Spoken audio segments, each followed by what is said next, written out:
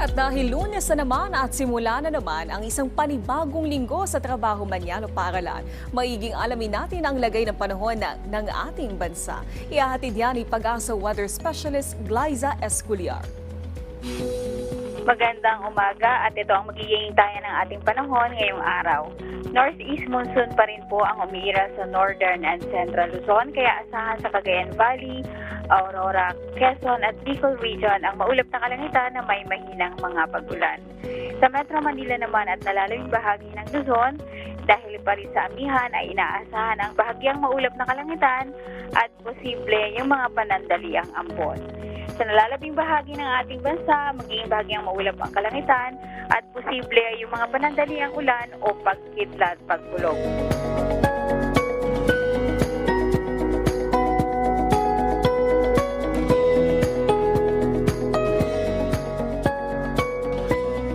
Wala po tayong nakataas na gale warning sa ngayon, kaya pwedeng pumalaon ng ating mga kababayan na gumagamit lamang ng maliliit na sasakyang pandagat sa anumang karagatan sa ating bansa. Mag-ingat lamang po sa katamtamang hanggang sa maalong karagatan dito po sa Luzon at eastern section ng Visayas.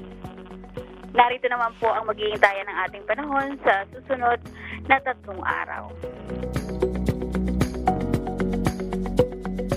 At ito naman po ang ating dam update.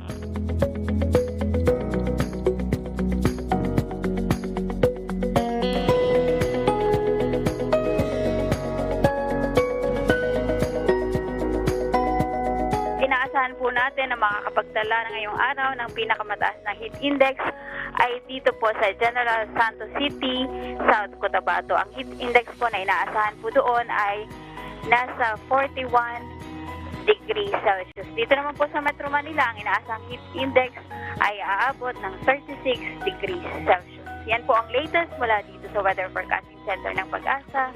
Ito si Glyza Esculiar, nag-uulat. Maraming salamat Pag-asa Weather Specialist Glyza Esculiar. At paalala muli sa ating mga kababayan para maging ligtas sa lahat ng pagkakataon mula sa epekto ng pabago-bagong panahon, ugaling tumutok dito lang sa PTV Info Weather.